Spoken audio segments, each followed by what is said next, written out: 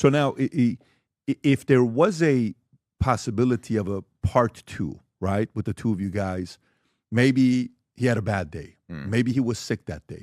Maybe he had a lot on his mind. Maybe he had challenges with family, siblings, kids, other things that's going on. Sometimes people have a bad day. Yeah. Would you be open to the idea of another one, the two of you guys together, long form, and maybe he brings somebody with him? Yeah, I would be open to it. I mean, that was the original plan, was that this interaction that we had online would be kind of a precursor to, ideally, an in-person thing with Billy. And I actually said, when Billy sent me the cease and desist letter, I made a video where I said, I will actually adhere to all of the terms and conditions of this letter if you decide to run it back with me and we do it in person. Because I think Billy has a lot of claims about the Bible, and I hope that our conversation kind of made him think twice about a lot of the claims he's made about the Bible, especially the ones that are patently false and can be verified even with just a quick Google search.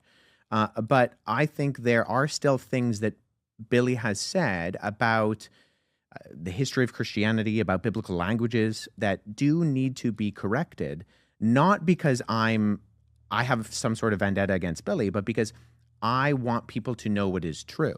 And as someone who has studied this stuff formally and does, read Hebrew and Greek, and I want people to actually know what the reality of what these things concerning the historical reliability and the truthfulness and the verisimilitude of the Bible actually are.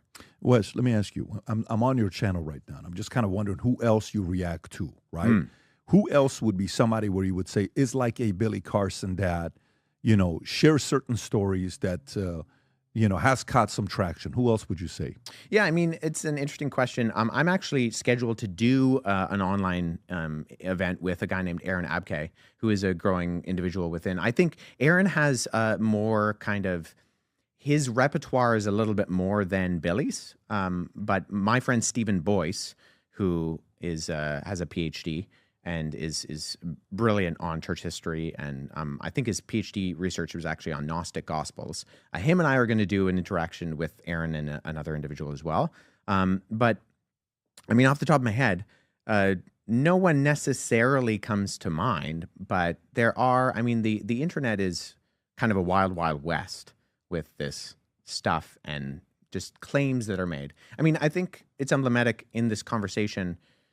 We live in this world, but we live in a world where social media has kind of designed it where we're so used to claims being thrown out, but claims are not actual evidence. And so you can make a claim where you say something and, because it's, in 140 characters, and we're so used to that, we think that that's actually rationale. But that's not rationale. That's an assertion. An assertion is kind of like the roof of the building. You don't start building the building by the roof. That's the last thing to go on top. The foundation, the walls, everything internal, that's the rationale and the evidence, and then you put the assertion on top. But we live in this world where everybody's throwing out assertions, and we've actually forgotten how to articulate what evidence and reasons and rationale actually are. So that's what we see online. I mean, a question about, I remember back in the days when a friend of mine who we went to high school with, I go to the Army, I come out. This is a guy that was a PCP guy, troublemaker. All of a sudden, he's no longer cursing, he's not drinking, he's not going to the clubs. I said, what's going on with you? And him and I both had a 1.8 GPA in high school. Both of us troubled teenagers. We were just, we had a hard time. And I went to the military. He went a different route. And he says, Pat, I found Jesus. I said, you found who? He says, I found Jesus. I said, there's no way you found Jesus. He said, I found Jesus. I'm laughing at him, thinking what do you mean you found Jesus? He said, well, what are you doing next Friday? I says, I'm at the club. What are you doing next week? You want to go to the club? Let's go. He said, no, I want to take you to a different club. What's that? Church of the Paznaz of Pasadena, California. I'm like, oh, give me a break, dude. I'm not in. I'm busy. And he keeps trying. Finally, I go on a Friday night. And it's a Bible study with 5 of us from 6 to 2 o'clock in the morning, okay, Friday night. And we start kind of going through this process. And the teacher was a guy that knew a lot about philosophy, so he can go philosophy. He can talk maybe on the philosophy side. on the business side, and he can talk on the spiritual side. So different religions, denominations, what questions you got? What are you struggling? What are you battling with? And it was very interesting to see. You got the FAQs that you go through, typical objections that have come up about, why if God is real, how can he have something like this happen? How can let so many innocent, the most innocent objections, like in every business, there's innocent objections that comes up. And then eventually it gets deeper and deeper and deeper and deeper. And only somebody that went to school and maybe has studied this like for many, many years, then realizes, okay, now you're asking some real heavy questions that we got to sit there and process with. How many people you think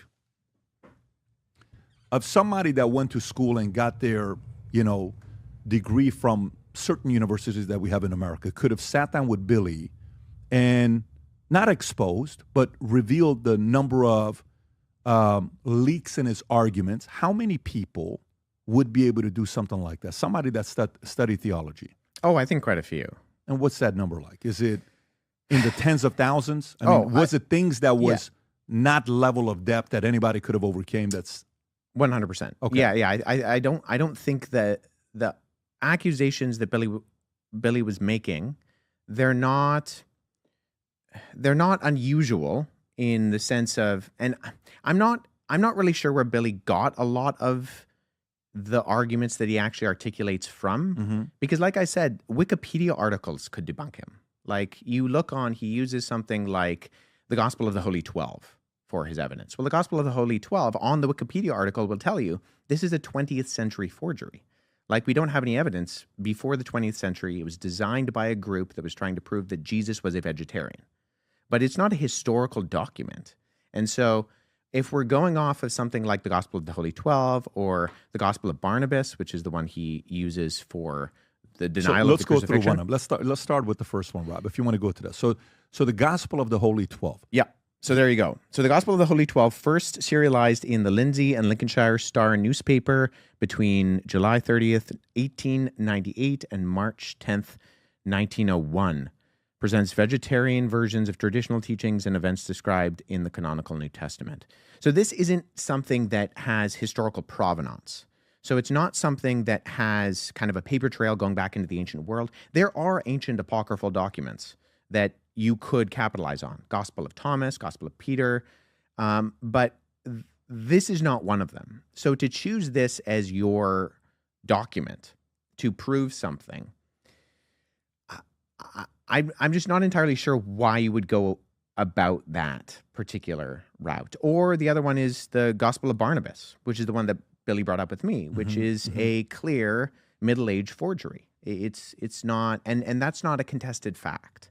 It paraphrases Dante's Inferno. It has glaring historical inaccuracies.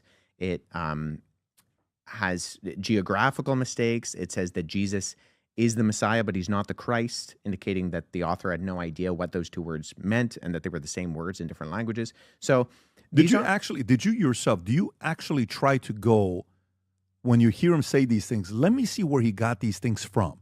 Is that where you go? Are you going and saying, I don't know how he came up to the conclusion of this. Is it this book?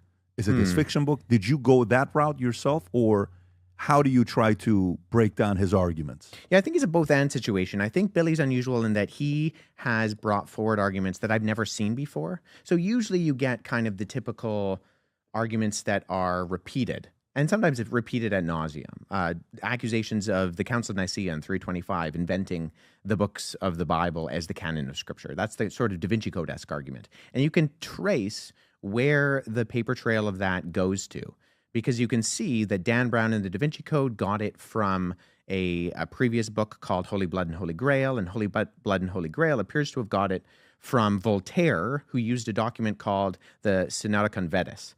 So there's actual links to where, okay, this is a false statement, but where's the false statement coming from? Right. And you can see the dots and connect them. With something like using the Gospel of the Holy 12 or the accusation that Billy uses for the Sinai Bible, Codex Sinaiticus, denying the crucifixion, I think I can come up with a theory as to how he developed that, which is based on a misunderstanding of a textual variant at the end of the Gospel of Mark that is in Codex Vaticanus. Or sorry, not Codex Vaticanus, Codex Sinaiticus. But to then repeat this constantly and say that the crucifixion isn't in the Codex Sinaiticus entirely, I'm not sure why he would go about that or where kind of the reasoning came from. As far as I can tell, a lot of these are original to Billy, and they sound sensationalistic, and a lot of people don't have the repertoire or the background to know what something like Codex Sinaiticus is. And so when he's throwing that out to you, or he's throwing that out to Andrew Schultz, or he's throwing that out to Joe Rogan, it's not in your like categories of information that you just kind of have off the top of your head. So you just kind of take it at face value, right? But if you take a seminary Greek class, it wouldn't be unusual to even open up Codex Sinaiticus, because it's all digitized. You can go to codexsinaiticus.org and see the document and actually practice translating some Greek from Codex Sinaiticus, because it is a prominent Greek manuscript. So it's a combination of a few things where you have certain arguments that are repeated, often enough and loud enough online that they kind of, people in their minds, it becomes true. And then you have other arguments that are more novel. And I find Billy's arguments are more novel than they're not. He does kind of throw in the, Vatican is behind everything, and the Council of Nicaea and the books of the Bible, and Constantine is another one that kind of everything gets pegged on Constantine for some reason. But there are other things, like a lot of what he talked about with you, that I think are, as far as I can tell, Billy originals. Billy originals. I think so. In as far as meaning nobody else talked about it. It's just his own assumption that I think this is what's going on, or the way that they're formulated. So I think Muslims have capitalized on the Gospel of Barnabas, because the Gospel of Barnabas appears to actually have been influenced by Islam in the Middle Ages, and uses some sort of typical later Islamic arguments from the Middle Ages, and does deny the crucifixion. So it has been capitalized on that way. But the way that it's been used by someone like Billy, I think at minimum it's novel, because I haven't seen it in the same way that Billy has articulated it. And did you know how sometimes you see someone and they, like in football, this guy was an assistant coach under this coach. Anyway, I don't know if you're a sports guy. This guy was an assistant coach on the other coach. So he's come through these two lineage. And that guy's a run offense. This guy's a defense. So I kind of know what his schemes are going to be when he's going to be playing against me, because that's who taught him, right? Okay, I'm playing against these two coaches. So when you're prepping for it, you're watching tape, this is kind of how you do it. Were you able to find out who was his teacher that gave him this? Were you able to figure that part out when you're speaking with him? No, not necessarily. Okay, no. Got it. Yeah, I wonder, because, when you and I were talking offline, a part of my, when I interviewed him, and we had him on a podcast at one time, and I asked him the question about what happened to you as a youth. What happened? Did you have a bad experience for you to kind of get to this point? Did somebody disappoint you? Did somebody hurt you? Did something happen here where you automatically became super skeptical about all the stuff that's going on? Because what causes someone to get here? Is it just success, money? Is it just eyeballs? Is it just accolades and recognition? Or is it, I'm going to get even to a person like this? That's what I was wondering. I want to know when he made the claims, and he said Jesus is an alien. Right. How was that for you when you heard that? I mean, it's a non-falsifiable claim. You can't prove or disprove that Jesus was an alien. I can prove a lot of things I think about the historical Jesus, but claims about aliens are claims that have no falsification. So they're kind of perfect for conspiratorial arguments, because they have no ability to be debunked or to be proven or disproven. So in terms of what do I think of that? I don't know. Jesus wasn't an alien. So, of what we know about what Jesus was. And I think this gets to the heart of the issue in terms of, I can't speak to trying to get into Billy's head or psychologizing why he does something. Right. But at the end of the day, I am two things, right? I am an aspiring biblical scholar and historian, and I am a Christian. And so I'm very concerned with a good history and articulating and using proper methodologies to derive good history. And I believe that Jesus was who he actually claimed to be, that when he predicted his own death and resurrection and then pulled it off, that people who rise from the dead have more credibility and authority than people who don't rise from the dead. And so I think that should be taken seriously. And I think the claims that Billy articulates, they lead people astray to doubt that in a way that I don't think is credible philosophically or historically, and are easily debunked. And so my first priority is, okay, I want people, when I make a video, any video, a response video, or, when I'm talking about manuscripts on my Instagram page or whatever it is, different levels of kind of nerdy on that scale. It's because I want people to, A, get interested in doing good history and how that's actually performed, and B, I want to show them that the truth claims of Christianity are actually not just defensible, but are backed up by evidence in what we can look at in the time frame of history. Nowadays, more than ever, the brand you wear reflects and represents who you are. So for us, if you wear a Future Looks Bright hat or a Valuetainment gear, you're telling the world, I'm optimistic, I'm excited about what's going to be happening, but you're a free thinker, you question things, you like debate. And by the way, last year, 120,000 people got a piece of Future Looks Bright gear with Valuetainment. We have so many new things. The cufflinks are here. New Future Looks Bright. This is my favorite, the green one. Just yesterday, somebody placed an order for 100 of these. If you watch the PBD podcast, you got a bunch to choose from. White ones, black ones. If you smoke cigars and you come to our cigar lounge, we have this high quality lighter cutter and a holder for the cigars. We got sweaters with the Valuetainment logo on it. We got mugs. We got a bunch of different things.